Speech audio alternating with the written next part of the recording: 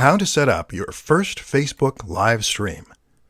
Creating a Facebook live stream is a powerful and easy way to engage with your audience, to encourage sales or email signups, and generally to take your brand to the next level. Unfortunately, it's also an aspect of social media marketing that many people are quite wary of and have no idea how to approach. It's a daunting prospect, going in front of a massive audience without the benefit of proofing, checking, and editing to protect you.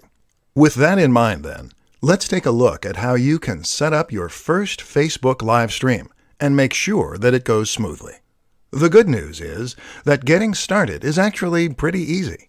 To get started, just open up Facebook using your app, and then head over to your Facebook page. Now, click on the button that says Post.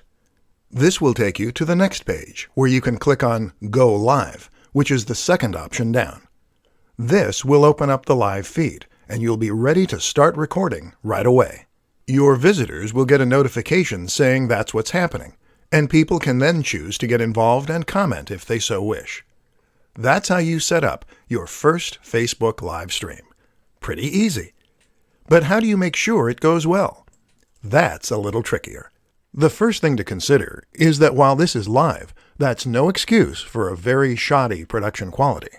Your visitors will tune out if the video doesn't look good and sound at least somewhat crisp. To ensure that it does, make sure that you have a high-quality camera phone. If you don't, then consider borrowing one.